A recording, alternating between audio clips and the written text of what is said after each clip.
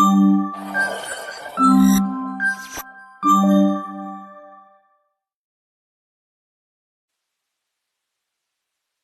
everyone and welcome back to this channel.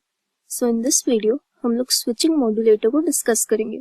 हमने पिछली video में भी देखा था कि स्विचिंग मॉड्यूलेटर जो होता है वो लो लेवल एएम का पार्ट होता है.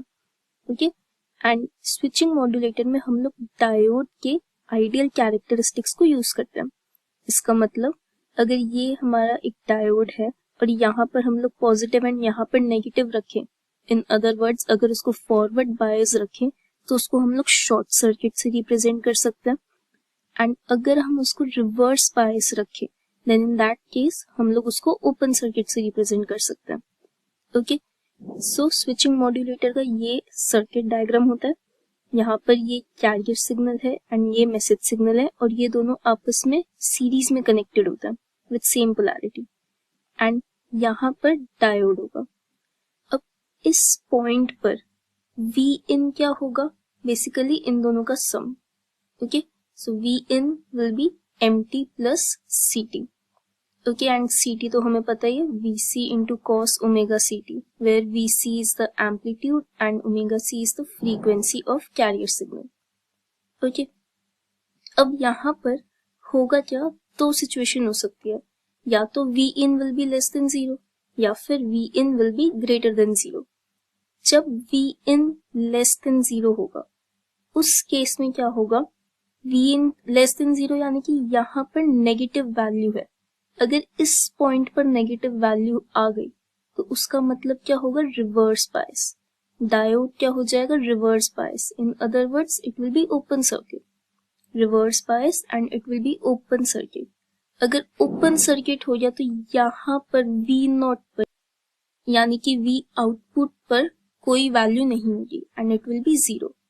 ओके, एंड अगर V in greater than zero हो जाता है यानी कि इस पॉइंट पर पॉजिटिव वैल्यू आ गई. पॉजिटिव वैल्यू यानी कि ये डायोड फॉरवर्ड बायस हो गया.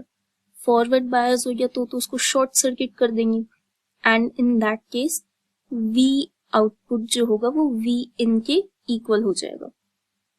ओके, अब यहाँ पर अगर हमें पता लगाना हो कि V in less than zero होगा या ग्रेटर देन जीरो होगा, वो कैसे फाइंड करेंगे?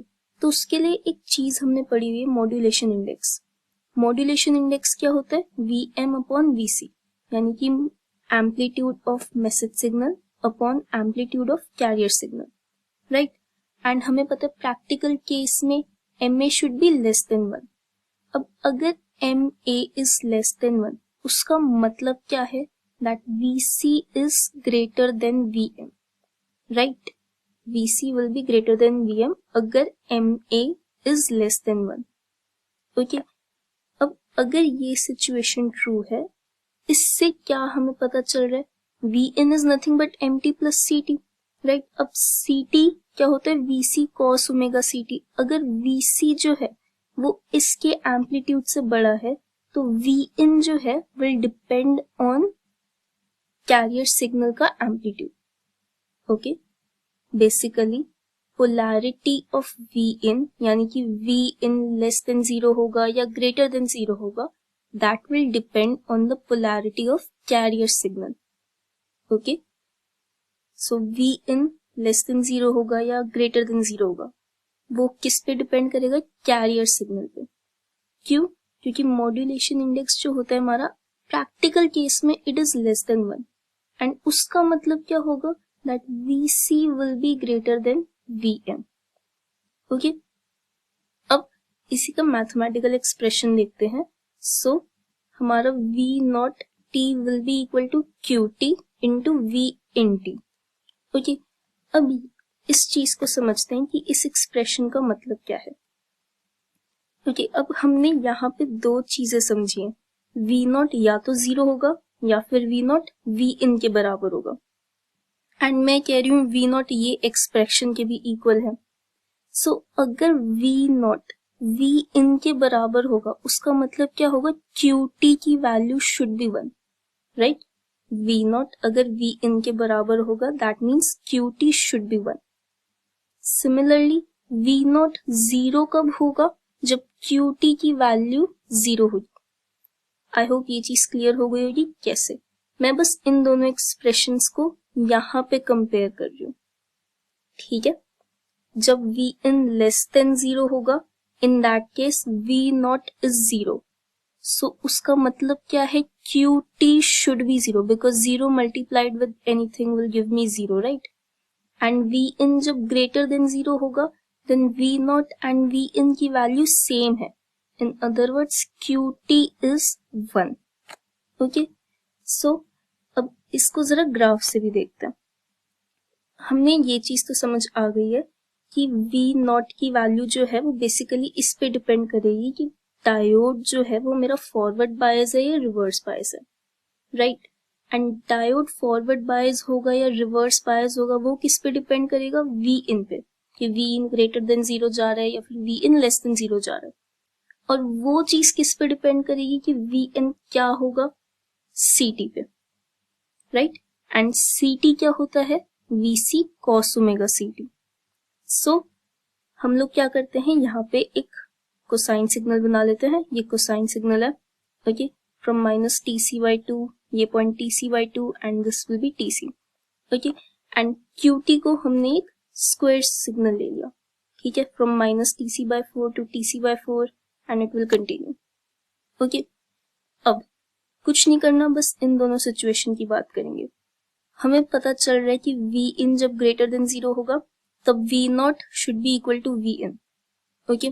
सो जब वी इन ग्रेटर देन 0 होगा, यानी कि ये वाला पार्ट जब वो पॉजिटिव होगा, इस पॉइंट पे जब वो पॉजिटिव होगा, then V not and V in will be equal, in other words Q T will be 1। So इस पॉइंट पे क्यू टी की वैल्यू क्या हो जाएगी, 1, ओके। एंड जब वी इन लेस देन 0 होगा, in that case v naught is 0, in other words qt is 0। so जब v in less than 0 है यानी कि वो नेगेटिव है, in that case qt will be 0, okay।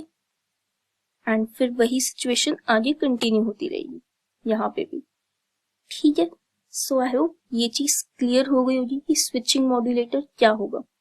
First of all low level M में use होता है, ideal characteristics use होंगे डायोड के, फॉरवर्ड बायस होगा तो शॉर्ट सर्किट, रिवर्स बायस होगा तो open circuit, okay.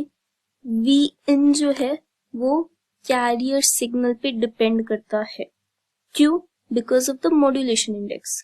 Modulation index हमारा प्रैक्टिकल केस में is less than 1, in other words VC is greater than VM, so that's why V in जो होगा वो किस पे डिपेंड करेगा, कैरियर सिग्नल पे, ओके। एंड वी इन जब लेस देन 0 होगा तो ये रिवर्स बायस होगा जिसकी वजह से ओपन सर्किट हो जाएगा and V not will be 0। And जब वी इन ग्रेटर देन 0 होगा तो वो फॉरवर्ड बायस होकर शॉर्ट सर्किट हो जाएगा and V not will be V in, okay. ये इसका एक्सप्रेशन है एंड बस इन दोनों एक्सप्रेशन को यहाँ से कंपेयर करो, ठीक है। उससे हमें क्यूटी की वैल्यू समझ आ जाएगी कि क्यूटी की क्या वैल्यू होगी, ओके। जब वी नॉट टी इक्वल होगा वी इन के, इन that case Q T should B 1, जैसे कि यहाँ पे भी हमने देखा। एंड जब वी नॉट 0 है तो इन that case Q T should be 0, जैसा कि यहाँ पे देखा, okay. So I hope switching modulator क्या होता है ये चीज आप लोगों को क्लियर हो गई होगी। So this is it for this video, see you in the next one.